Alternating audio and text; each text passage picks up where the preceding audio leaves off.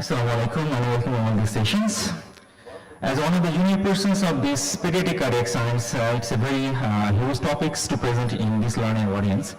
Before going to share about the present challenge, let's go for a flashback where the cardiac surgeries evolved in the world since 1938 to 1975. But the first open heart surgery in 1953 and the finest surgery like arterial switch operations is 1975.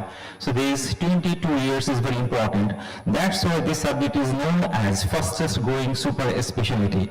But when the world is celebrating their finest surgery, still we're struggling to reconstruct our country after the independence. So where we are after the independence now, if we compare the last 4 decades, we have taken 16 years to cross the first 200 cardiac surgery in our country. But after that, the number is sharply rising, and now on an average 12,000 to 13,000 cardiac cases is done per year. So if we think that we have achieved more and we're very much in self-satisfied conditions, probably it will not match with the Mona Lisa because still the problem is huge. So if we comparing these 2 decades, probably we should not think us like a king. Because in 2023, the scenario is a little bit different in comparison to the previous one. So while we are still very expending very minimum GDP for our health, 2.3%, and per year 45,000 new congenital heart disease like what is happening. And what is going on? 1/3 could not survive without the interventions in first 1 year. So in this scenario, still both by pediatric cardiologists and surgeons, we are treating on an average 4,000 for correction of congenital heart disease, and this is significantly minimum, and this is only the top of the iceberg. We have to think below the water level where the main burden is there. So what are the present challenges? Definitely the cost is the one.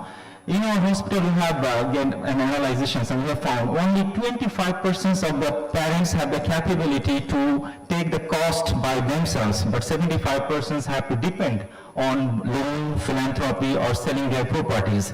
And definitely cost is an issue. So we have to create some insurance, some business group should create a philanthropy role to solve these problems. Another second issue is the misinformation and disinformation regarding the congenital heart disease in our society. This is present in non-medical persons and as well as in the doctors also. And that directly affects the appropriate referral to the appropriate centers. Below 10 kg, below 2 years, probably not possible.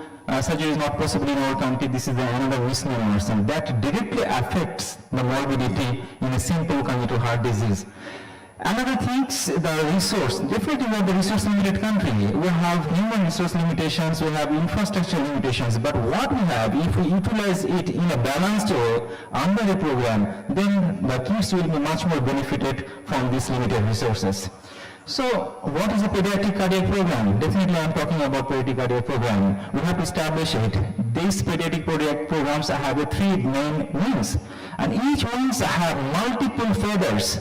And if you are not focused to develop each of these feathers, then how could this bird will fly in the sky for a successful program? So we need to focus on the program. We are grateful to our Professor Brigadier Abdul Malik sir and my mentor and Professor Sharifuddin sir to take some initiatives to establish the nation's first programs to get a goal for cost-effective treatment and good outcomes, and also training. So what is the criteria of the programs? It should have the capability to handle neonates and infants, nearly all cardiac operations, most palliations, and most emergency and diagnostic CAT interventions also.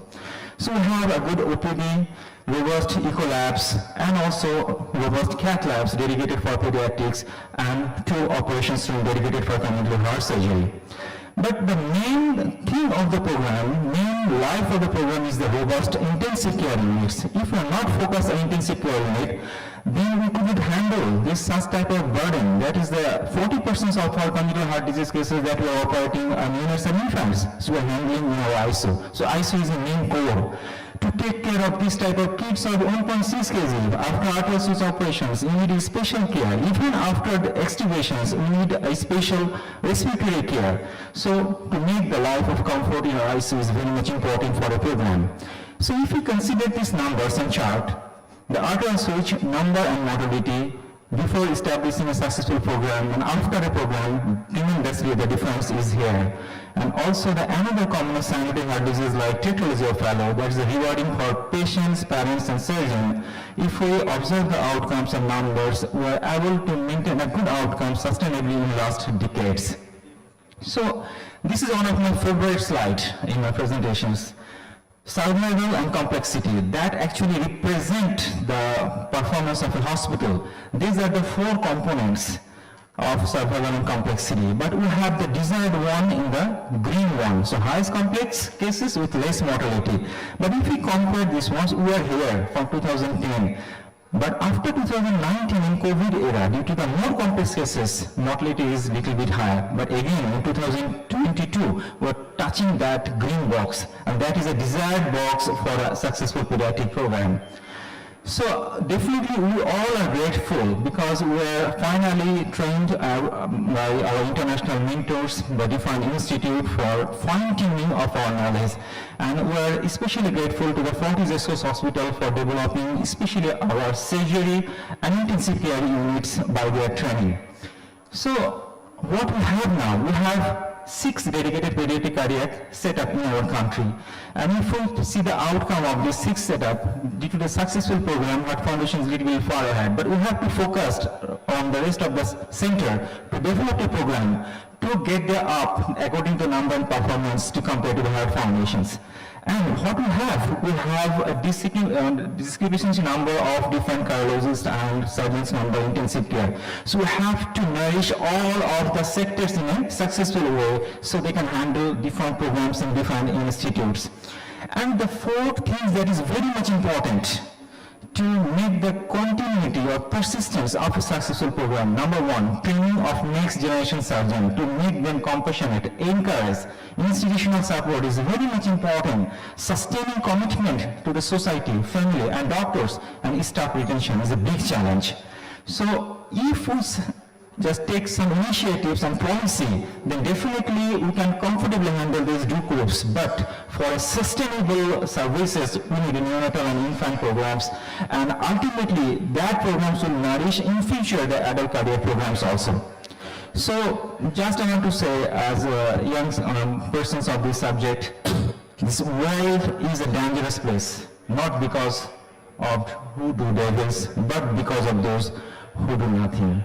So this is the prime time to do something for our future kids, to create access for them for their perfect corrections and palliations in future. Thank you. Thank you all. Thank you, Dr. MAK Azad. It's like that we are listening a melodious song with your presentation. And your mentor, our living legend, Professor Mohammad Sharifujaman sir is here. We'd like to have some comments from you, sir. Please. Thank you. I'd like to correct Dr. Azad's assumption that our program is not the first program. Brigadier Malik, Brigadier Nurna Fatema, she has started back in 1988, but could not assimilate all the aspects that you have said, that anesthesia, fusion, intensive care. And what I want to stress that pediatric cardiac is more important than individual aspects actually, like individual cardiac surgery, cardiology, or like this. So everything should be under one umbrella to deliver the whole packet of treatment to the kid. And interest should be the patient first actually, not individual first. And what we learned from our effort to establish a program, that institutional support and societal commitment and continuous drive to improve your standard is probably the hardest thing that that actually takes. It's a labor-intensive subject, it's a knowledge-intensive subject, and it's very demanding, and most of all it needs money. You cannot deliver this service just in the ward. So it matters cost. We do open heart surgery, arterial switch operation at 250,000 taka. But in USA, in Rochester, Minnesota, the Mayo Clinic charges is 180,000 US dollar. And so you see the differences there, and the quality of service and the number of interventions and other supports we can afford is very limited. Thank you. So, thank you for your great presentation. Thanks. Thank you, sir.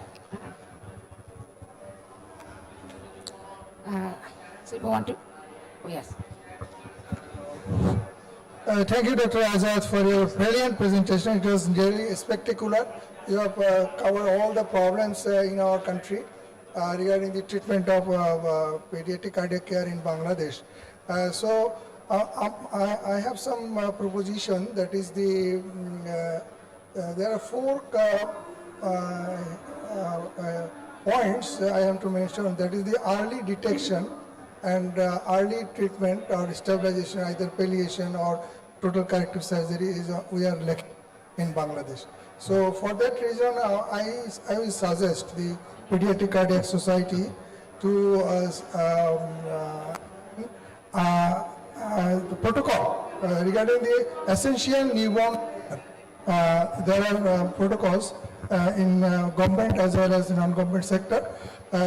We should include the echocardiographic assessment for each and every patient, if not, at least for the patient who are the candidate for ICU care immediately after birth. And this is one. So in that case, we can identify the neonatal congenital cardiac cases. So we can go for management.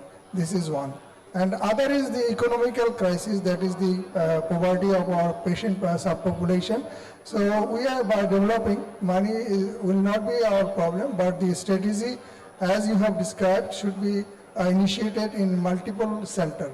Because according to American College of Cardiology, at least in Bangladesh, 17 crore of people, we have to at least 50 center of excellence, where there is all range of cardiac programs available up to the heart transplantation. So not only we are only depending on your center, but I will ask our society president and as well as the general secretary here. So we have to move forward. We have to organize other centers in Bangladesh also. Thank you very much. Thank you, sir. I think because of time constraint, let us listen from the panelists, then finally we do comment. Sir, their presentation is there. Another presentation is there. Yeah.